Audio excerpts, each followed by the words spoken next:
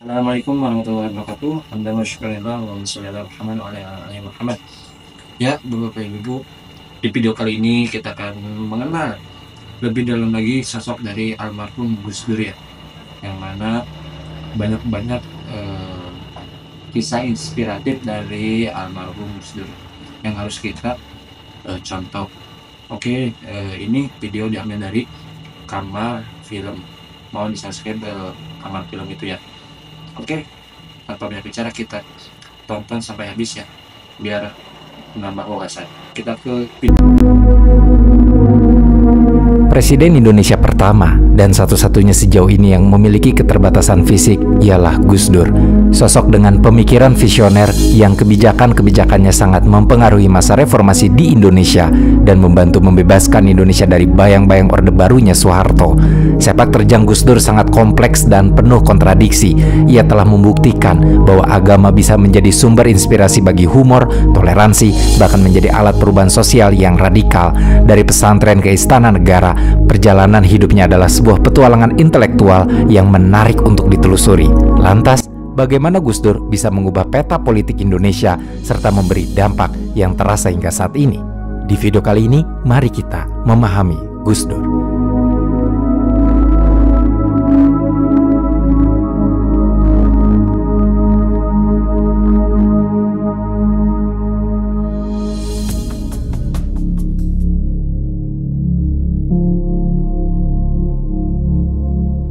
Gus Dur lahir di tanggal 7 September di tahun 1940 dan awalnya diberi nama Abdurrahman Ad-Dakhyal yang diambil dari nama Abdurrahman I, seorang Amir Umayyah di Cordoba yang bergelar Ad-Dakhyal, tapi kemudian berganti menjadi Abdurrahman Wahid.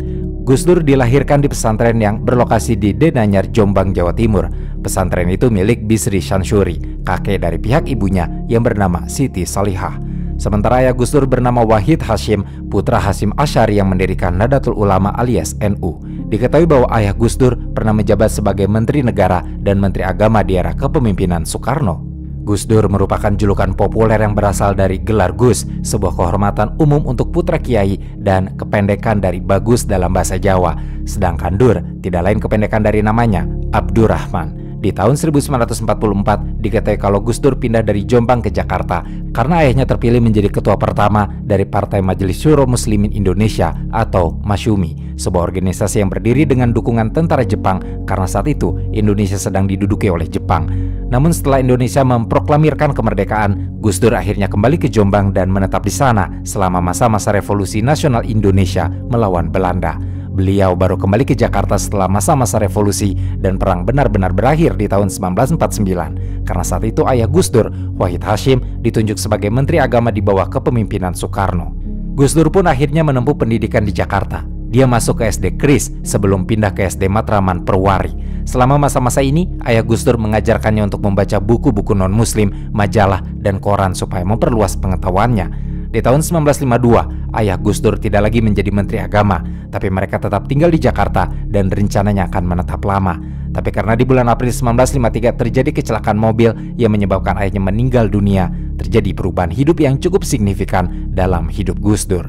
Walaupun ibunya berniat tetap tinggal di Jakarta sampai pendidikan Gus Dur benar-benar tuntas, tapi di tahun 1954 ketika sudah masuk sekolah menengah pertama, Gus Dur tidak naik kelas sehingga ibunya mengirim Gus Dur untuk meneruskan pendidikan di Yogyakarta. Dia mengaji kepada Kiai Ali Maksum di Pondok Pesantren Krapyak dan belajar di SMP setempat. Begitu lulus dari SMP pada tahun 1957, Gus Dur dipindahkan ke Magelang untuk memulai pendidikan muslim di pesantren Tegar Rejo, di mana dia menjadi murid berbakat dan berprestasi hingga berhasil menyelesaikan pendidikan pesantren yang seharusnya 4 tahun, tapi oleh Gus Dur diselesaikan hanya dalam waktu 2 tahun. Pendidikannya berlanjut di tahun 1959 dengan pindah ke pesantren Tambak Beras di Jombang, di mana tidak hanya melanjutkan pendidikan, Gus Dur pun menerima pekerjaan pertamanya sebagai guru dan kelak menjadi kepala sekolah madrasah. Selain aktif di bidang pendidikan muslim, diketahui kalau Gus Dur pun aktif sebagai jurnalis untuk majalah Horizon dan majalah Budaya Jaya. Beberapa tahun berlalu, tepatnya di tahun 1963, Kementerian Agama memberinya beasiswa untuk belajar studi Islam di Universitas Al-Azhar di Kairo, Mesir.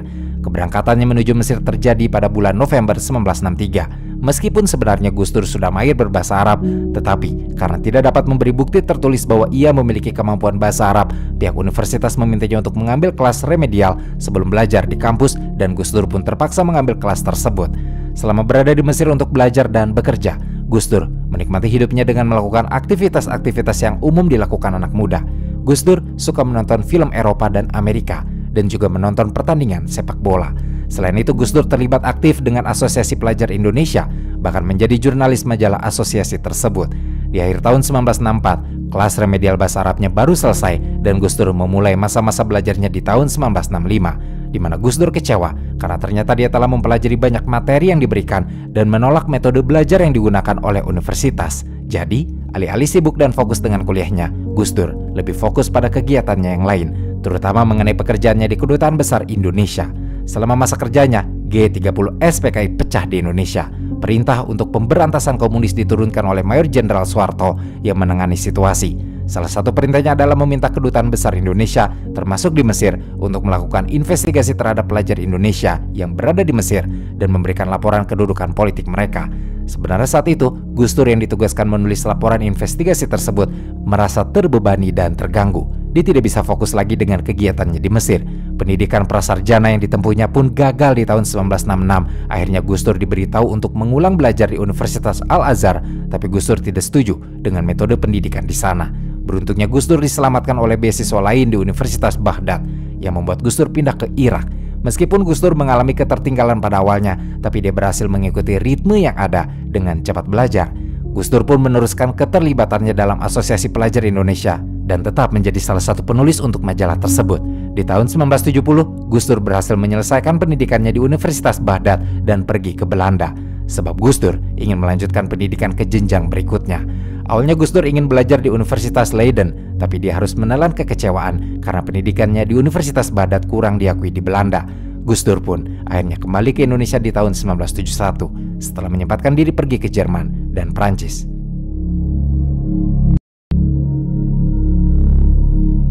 Begitu Gus Dur pulang ke Jakarta, dia sudah mengharapkan dan meniatkan pergi ke luar negeri lagi untuk belajar di Universitas McGill yang ada di Kanada.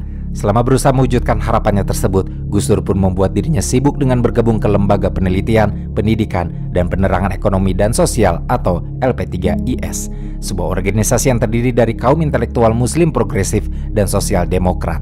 Organisasi ini pun mendirikan majalah Prisma, di mana Gus Dur menjadi salah satu kontributor utama di LP3IS. Pernah suatu kali dalam melakukan tugasnya, dia harus melakukan tur ke pesantren dan madrasah di seluruh Pulau Jawa. Pada masa-masa itu, banyak pesantren berlomba-lomba mendapatkan pendanaan dari negara dengan mengadopsi kurikulum yang didukung oleh negara.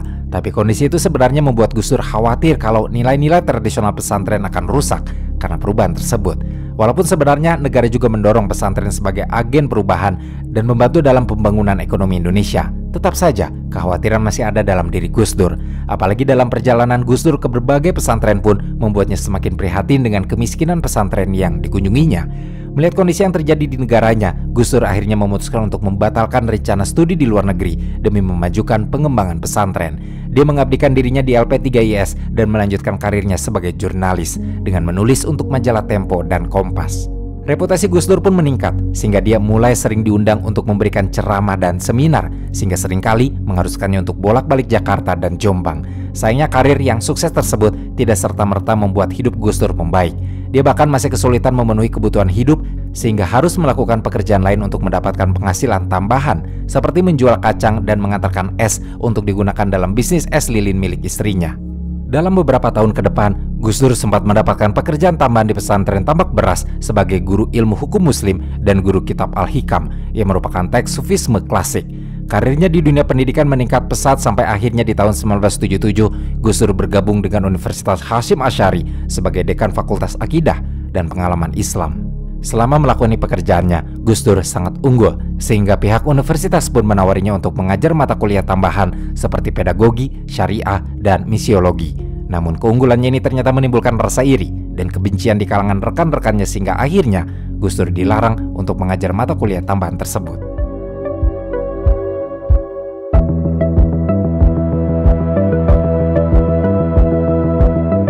Sebagai keturunan dari pendiri NU, Gus Dur sebenarnya sudah diminta untuk memainkan peran aktif dalam menjalankan NU. Tapi permintaan ini berlawanan dengan aspirasi Gus Dur sebagai intelektual publik, sehingga 2 kali Gus Dur menolak tawaran bergabung dengan Dewan Penasihat Agama NU. Dia baru benar-benar mau bergabung setelah kakeknya sendiri, Bisri Syamsuri, memberinya tawaran ketiga. Penerimaan tawaran ini pun membuat Gus Dur memilih pindah ke Jakarta bersama keluarganya dan menetap di sana. Posisinya sebagai anggota Dewan Penasihat Agama membuat Gus Dur menjadikan dirinya sebagai reforman NU. Dia pun akhirnya terjun ke dunia politik dengan ikut berkampanye untuk Partai Persatuan Pembangunan (PPP) saat pemilihan umum legislatif 1982. PPP sendiri merupakan partai Islam yang dibentuk sebagai hasil gabungan 4 partai Islam, termasuk NU di dalamnya. Terjunnya Gus Dur ke dunia politik ini pun menambah resiko baru, karena selama dia melakukan kampanye, dirinya terus-menerus ditangkap.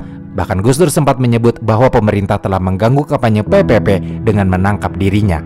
Beruntung, karena Gus Dur memiliki koneksi dengan orang penting seperti Jenderal Benny Murdani, akhirnya Gus Dur selalu berhasil lepas dari penangkapan. Di titik yang penuh hambatan itu, Gus Dur masih harus berhadapan dengan masalah NU yang mengalami stagnasi. Maka kemudian dibentuklah tim 7 untuk mengatasi hal tersebut dengan melakukan jalan reformasi dan menghidupkan NU kembali. Reformasi yang dilakukan rencananya termasuk dalam mengubah kepemimpinan.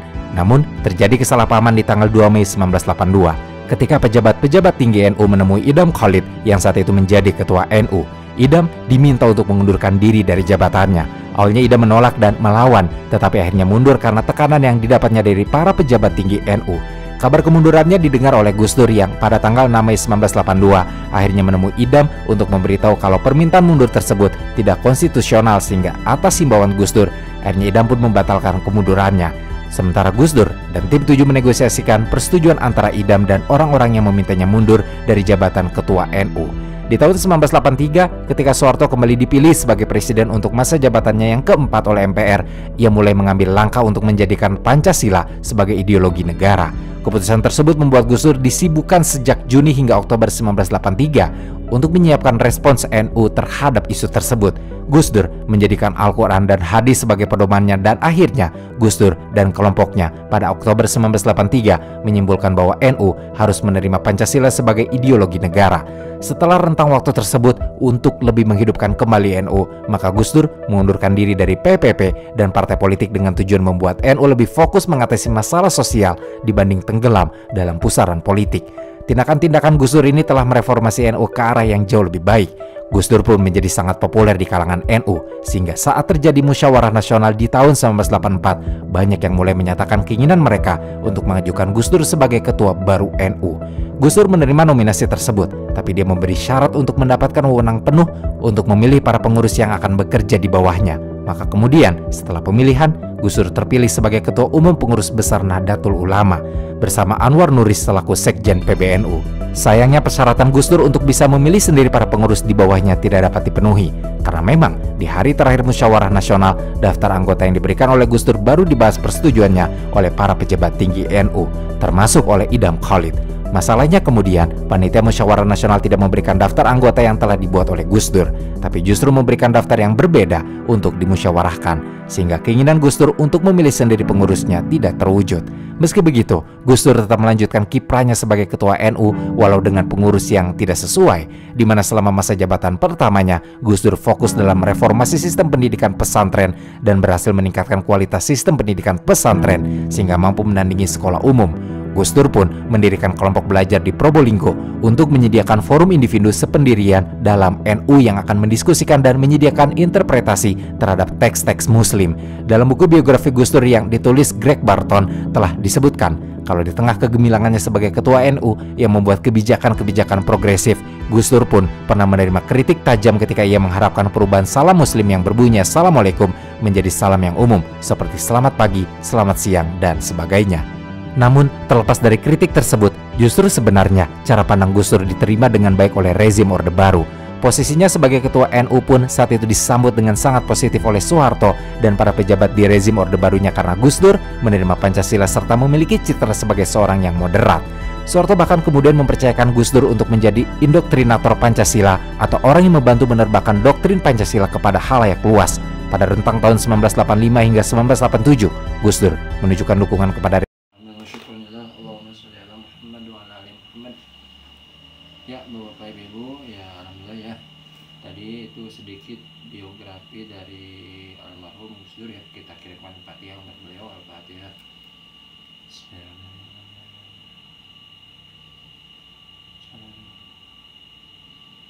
Amin. Ya, yang mana di situ dijelaskan ya di video dari mulai lahir Gus Dur ya sampai perjalanan beliau ya dari pesantren, dari dulunya mondok terus menjadi ketua PBNU dan sampai menjadi presiden kita ya. Walaupun pemerintahan Gus Dur tidak lama ya, tetapi begitu besar, begitu banyak kisah-kisah yang diberikan oleh almarhum Gus Dur ini ya. Oke, semoga kita semuanya bisa mengikuti ya sedikit lah dari anaknya Gus Dur ya. Oke Bapak Ibu, itu ya video kali ini. Itu video diambil dari Kamar Film ya, silahkan di subscribe Kamar Film. Semoga ya ini harus kita angkat sih supaya lebih memahami lagi sejarah ya. Oke, terima kasih, sampai berjumpa di next video. Assalamualaikum warahmatullahi wabarakatuh.